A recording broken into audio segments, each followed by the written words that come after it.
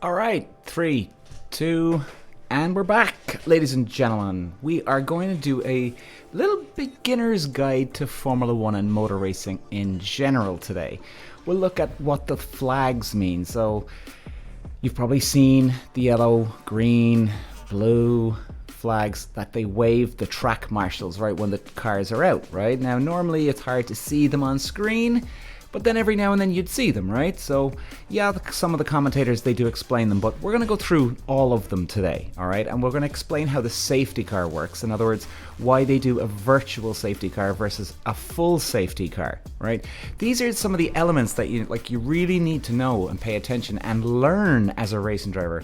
And you learn the main flags in karting, like when you're starting off, when you're 6, 7, 8 years of age, and that's what I had to do back in the day.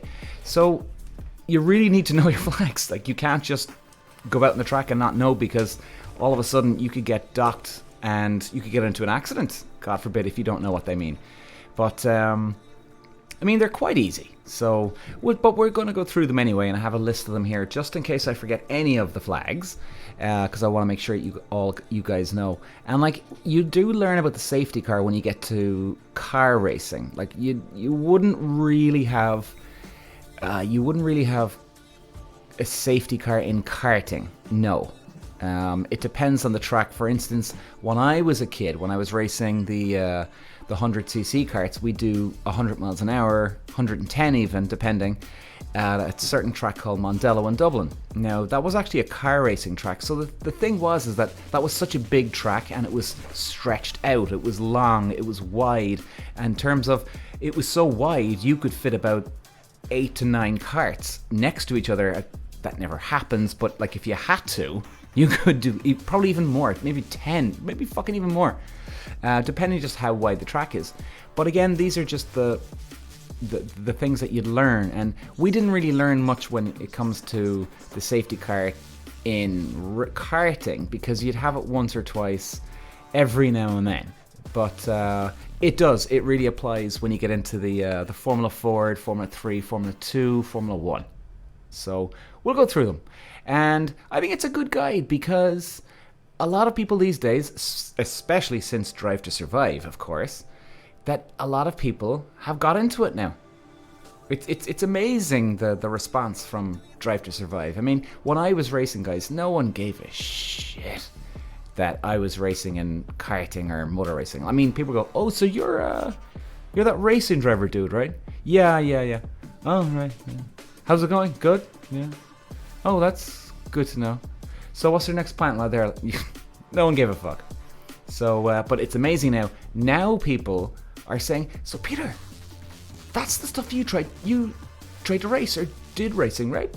Yeah. Jeez, well, is it really like this? I mean, it's amazing, the response now. Drive to Survive really has brought a lot of you into the game, so I'm going to help out as much as I can. So, why don't we get cracking, shall we?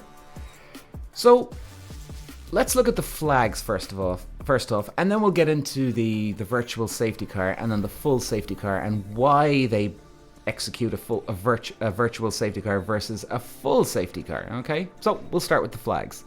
So, probably a lot of you know, and you definitely see the green flag when you start to watch the start of a Formula 1 race. So, as you know, on a Grand Prix Sunday, the cars go out, they're on the grid, they go out for one little warm-up lap, then they form up on the start line, and then they wait for the lights to come on. Now, as I'm sure most of you have seen, this will probably be an obvious one, but just in case, you see the green flag. So when they've all done their opening warm-up lap, they come along, stop on the grid. Once the last car has stopped on the grid, then you see that guy down the middle of the track waving like crazy the green flag. Green flag basically means you go, right? It's game time. It's race time. Okay, that's pretty much the only way to start it. I mean, and even for practice sessions, you'll have a marshal up at the top of the pit lane, and when the clock strikes to 0 and the track is open for the cars, they can now go on the track. They'll just start waving the green flag. Cars know, okay, it's green, let's go. So it's basically like a green light at a traffic light. So the green flag, that's that.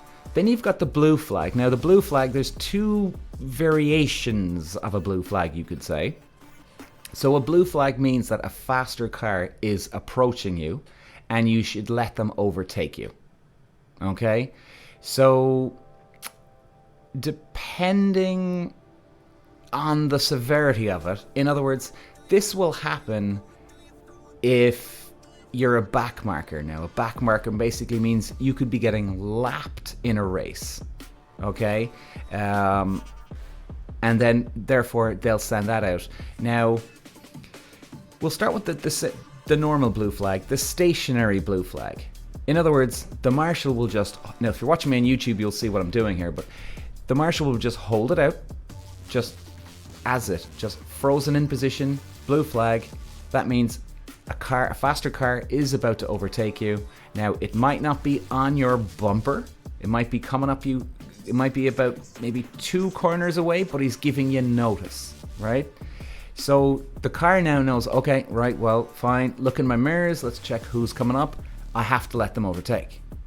Now, if you come into a corner or even a straight and the marshal is crazily waving the blue flag, right? I mean, everywhere, like frantically almost.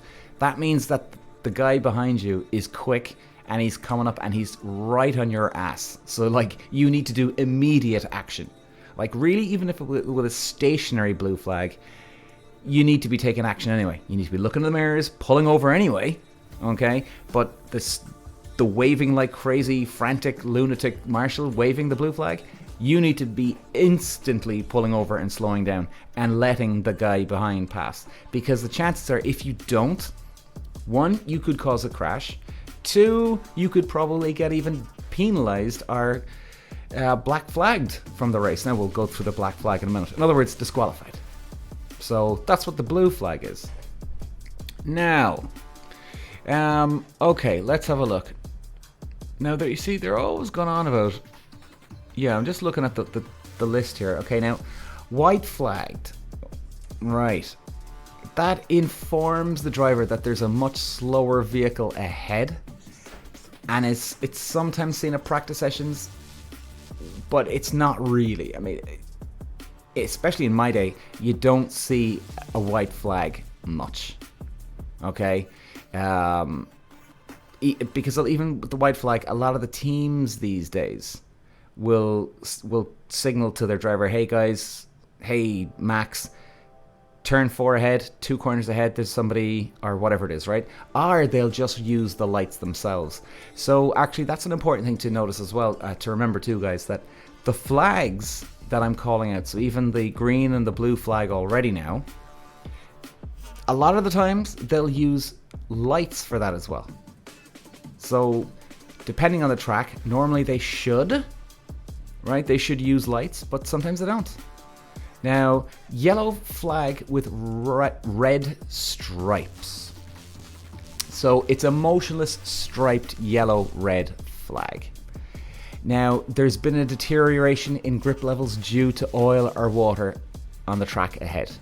Okay, so in other words, you could be going on the main straight and all of a sudden this comes out, the yellow flag with red stripes. Most of the time, it's oil. If it's water because it's wet, they're not taking that flag out, right? The driver knows it's raining, it's gonna be fucking slippy as hell.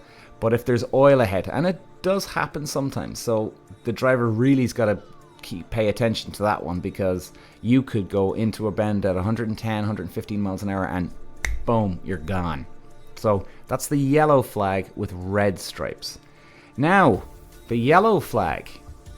Now again, it's kind of like works where you've got a stationary yellow flag or a frantic waving of the yellow flag. So the first one, yellow flag means danger ahead. That could be a huge accident or there's a fucking pileup.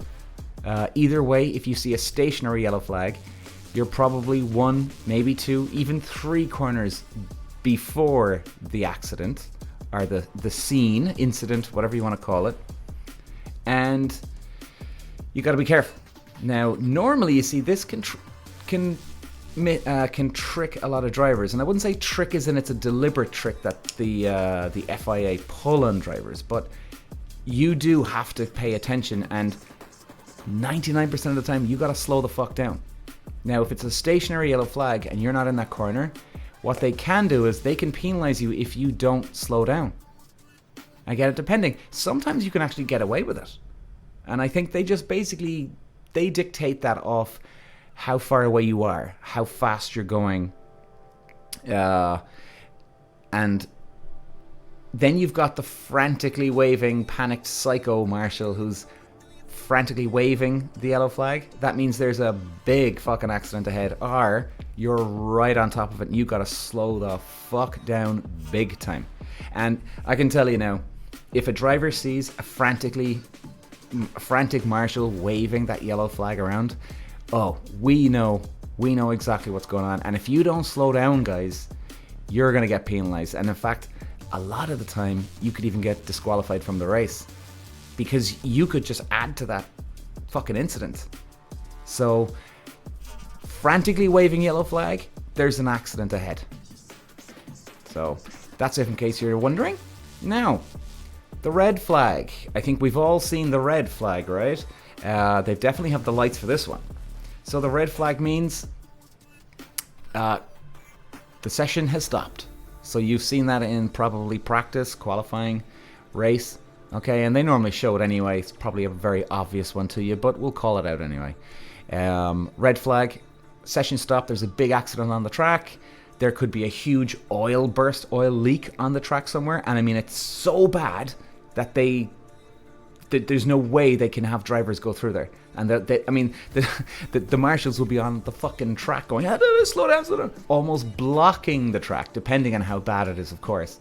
So yeah, red flag means the session is stopped, and that's practice, qualifying, or the race, should I say. So black flag. Now, we haven't seen many black flags in Formula 1 for a while, I have to admit. And it's kind of weird, because you'd always have a black flag. Like any motor racing, really, you'd always have one fucking black flag throughout the year. It's very bizarre that they don't have one. But anyway, you never know what could happen the next round. So black flag means you've been disqualified from the race.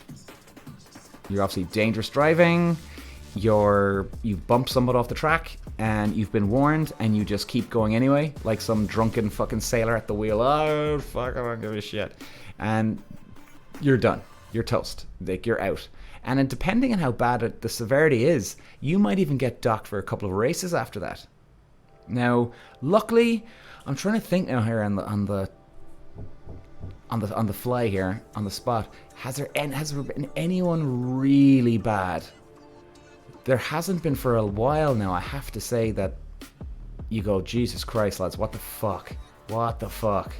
As in, this guy should be banned for fucking a year. It hasn't been like that for a while, which is good. And in fairness, a lot of racing drivers, we do respect the speed. We do respect a lot of drivers. Now, there's some drivers that play dirty, yes, and they'd love to fuck someone off.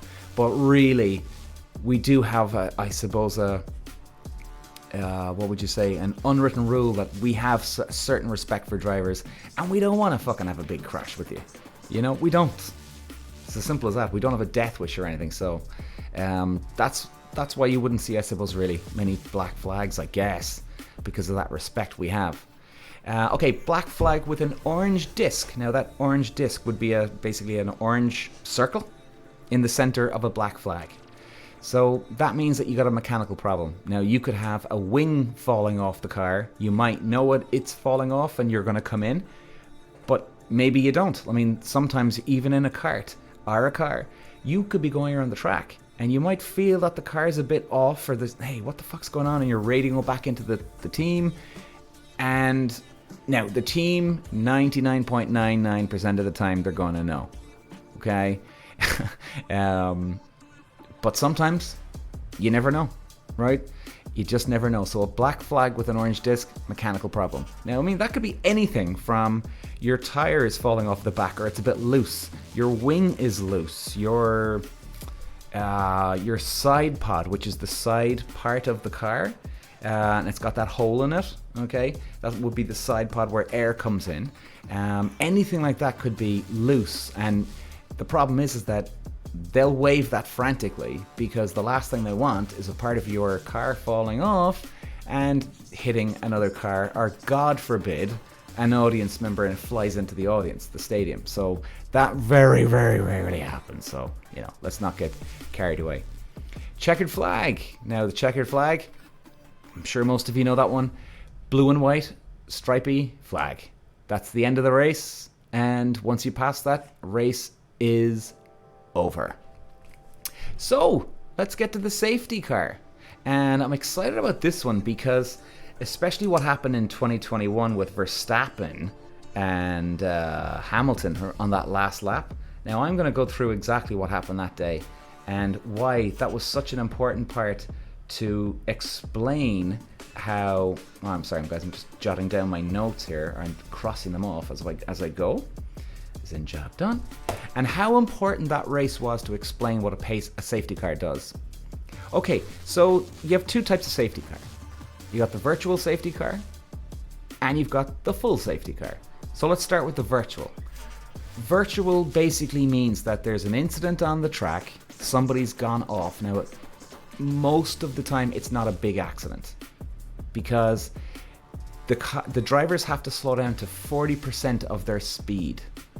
So let's give you an example, and I'm sure you've seen it in Formula 1 anyway, guys, okay? So you probably know what I mean, but it's 40%. So they'll have a certain limit that, okay, if they're revving at 20,000 revs, they've got to bring it down to now, what is that? Jesus, heavy math. Like 8,000 revs. Okay, and they have to keep it at 8,000 or just under it. Now, it's a fine line. It's a tough one because you got to keep as fast as possible without going over the limit. Now, most drivers are fairly good with that anyway. The team can help you with that, I think. I'm pretty sure they do. It'd be fairly dumb if they can't. And normally that comes out when there's just a little incident. So in other words, a driver might not have had a crash. In other words, the car is still in one piece. They might have just pulled over to the side of the track and they're not blocking the track. Now, they're off the track, they're not blocking it, but still, you never know what happens if some guy comes around the corner and bang, So normally it would happen if they go into a driver could, let's say stops on a main straight. Now, there could be a little bit of extra tarmac on the left or right hand side of the track.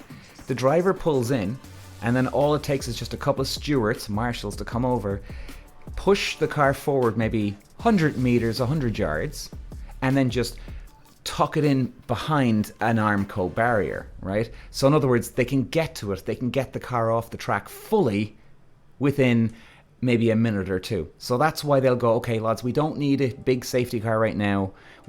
This is just a quick incident, in and out sort of thing. And then it just saves a lot of hassle exploring, getting the safety car in the track. So the full safety car. So the safety car, we'll go through what that means first. So the full safety car, all the drivers have to pretty much grind to a fucking halt. So what happens is the safety car will deploy onto the track. Now, his job is to find the leader on the track. So in other words, the FIA, will get on the radio to the safety car driver and say, okay, safety car deploy. He'll come onto the track, and then what the FIA will do is they're in the tower overlooking everything. They've got all the cameras there.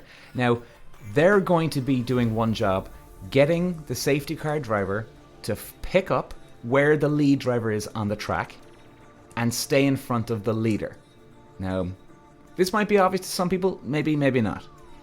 So he's got to locate the lead driver. Right now, the lead driver, the problem is the lead driver could be on the other end of the track. So what happens? The safety car driver will just nicely, slowly come onto the main track. What he'll do is he'll pull over to the side, he'll have the lights going, but he'll let all the other drivers pass him. And then, once the lead driver comes along, the lead driver knows that he has to stay behind the safety car. Now, of course, the safety car driver is getting help here because the tower is radioing to him, telling him, okay, Max Verstappen, he's 2 corners behind you now. Be ready. Okay? So he knows now I'm going to pick up the pace. So especially if there's other cars behind him that are not the leader, he has to let them past. All right? So, the interesting thing about Abu Dhabi, guys, if you remember, that was one hell of a fucking showdown. It was unbelievable. I mean, it really goddamn was. If anybody doesn't know what I'm talking about, I suggest you check up YouTube where the championship was down to the wire. Verstappen, Hamilton, whoever wins is the champion. Came down to the last lap. And as we all know, the safety car actually really dictated the pace. Now, Red Bull did a cute move. They got into the pit lane before he got back on the track, got the soft tires on. He knew it was a 1-lap fucking sprint. It was everything or nothing. All or nothing, you go and that's it. So, what the safety car was doing here is, yes, Hamilton got screwed that day. Yes, he did. If you want to call it got screwed. However, here's what happened. So the safety car picked up Hamilton in first, Verstappen in second. Okay? But the problem was, there was cars in between them. Now Verstappen went into the pit lane, he came back out.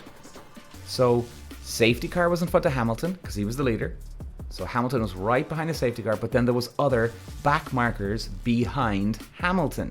Now, they're not in second, third, fourth. They're literally overlapped cars. So what the safety car needed to do was, technically speaking now, was, oh, okay, I've got Hamilton behind. He's the leader. He stays where he is. The lapped cars should have overtaken Hamilton and the safety car and just continued on driving along the track. And then maybe a lap or two later, then they rejoin the queue behind the safety car, but they stay in their position. Now, I hope I'm making sense here when I'm talking about that. Because they have to overtake because Hamilton's in first, but those guys aren't in second, third, fourth, fifth. They're overlapped. So what happened is Verstappen needed to get back up to behind Hamilton, right? That would have been the natural order of things. Now, it was a fuck up because it was coming on to the last lap. Now, Mercedes were trying to keep the cars in fucking position. Now, technically, if you're letting those cars overtake, right, which the safety car did, he said, no, we're going to have 1 lap of racing. I'm going to let those cars in between Hamilton and Verstappen, I'm going to let them proceed on, overtake, and continue on racing, which he did. Now, in technical terms, if he's going to do that, he has to let the other cars behind Verstappen do the same. So he should have let the whole entire field. The problem was there wasn't enough time because when they finished that second last lap, they were going to do? They were going to continue on the last lap. So what he did was he let just a few of those cars past. Then he said, okay, that's enough. Now, like I said, technically, he should have, if he's going to let them, the other ones, a certain amount of them do it, they all have to do it. But he didn't do it this time. So, but again, problem was, he did half of a job, right? Now, like we were saying, Hamilton did get screwed. Now, the problem was that this was a showdown between these two guys. No one gave a shit about the other drivers this day. No one gave a fuck, right? Now, the problem was, if the safety car driver did not let those back markers through, Red Bull would have caused fucking war. The world of F1 would have caused fucking war. There would have been war, okay? If what he did then was that he let them through and he let the two boys race. So he did half the job, but the problem is then it swings the other way. Now what happens? Mercedes were trying to cause fucking war. And quite honestly, guys, this was one such bizarre fuck up of a situation He actually did the best job he could because he said, you know what? I'll do half my job here, but at the end of the day, if I let Red Bull and Mercedes fight it out for one fucking lap, well, it's up to them. Best man, winner takes all. You guys can decide, not me. Now, it wasn't that he took the pressure off himself. He decided he'll let Hamilton and Verstappen battle it out themselves. Why not, right? You know, like if the two boxers are in a ring, well, the two boxers, imagine the two boxers going, well, what do you think, ref? Who wins? Who wins? Right, in a weird situation. Or what he could do is go, well, you know what, guys? You got 30 seconds left in the last round here. Battle it out, bitches. Go fuck off and shut the fuck up. Best man wins. You know? And guess what? Red Bull were clever enough to come in to the pit lane, get a fresh set of fucking tires, and move on and sort it out. Hamilton could have done the same at one stage. Now, here's the other reason why. Who gives a fuck? Hamilton got away with murder at so many races this year. It was insanity, guys. It really was. So you know what? It swings around both ways. Hamilton got fucked at the last race. Yes, he did. And I'll even say that. And honestly, my heart did fucking go out to him quite a bit. I have to say that was an incredibly hurtful and incredibly painful. Just, he had the championship in his hand. And then, I mean, he literally had it. He could feel it. He could smell it.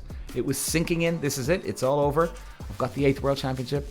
And it was literally stolen away from him. But at the start of the last race, if people remember, excuse me, Hamilton got a gap, which he shouldn't have got. In other words, Verstappen went to overtake him in the lead. He did on lap 1. And the two of them went wide. As far as I remember, the two of them went wide. Hamilton got a bit of a gap because he went on the extra bit of tarmac, which you're not allowed to do. Okay? So what does he have to do?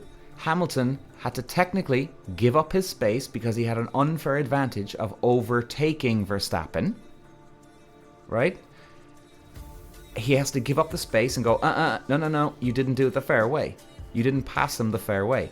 Because he used the extra bit of tarmac that you don't use. Okay? And guess what happened? The FIA let him off the hook. It was ridiculous. Absolutely fucking ridiculous. And quite honestly, that was enough of a gap to keep Verstappen out of the DRS range, keep that lead, and then just piss off into the lead. Now, fair enough, if Verstappen was quick enough, he could have kept him to a certain degree. But he didn't. So the problem was, guys, and Hamilton didn't even just get away with that. He got away with other shit during the year. And you know what? Verstappen got away with shit too. So it's just it was such a bizarre end. And it really shows what the safety car has to do in these situations. And it was incredibly tough. And guess what happened? The guy lost his fucking job. The FIA steward lost his fucking job. It just shows you how much power Mercedes have in Formula 1. There was no need to get rid of that guy. The same guy they fired let Hamilton away with fucking murder. Murder. Even at the last round when he had that unfair advantage, Verstappen overtook him. Hamilton went on the other end, the extra bit of tarmac, and he's in the lead now again. And the guy let him off. What you're meant to do is, like I said, give up the lead, go behind Verstappen in this case, and then you fight it out again. And he didn't. So, you know, guys, as much as Verstappen got him at the end, safety car rules were half deployed. But hey, Hamilton got unfair advantages anyway. So, yeah, that was one hell of a fucking showdown, that was. And if you haven't seen it, guys, check out Netflix Drive to Survive, will you? It's unbelievable. It really is, swear to God.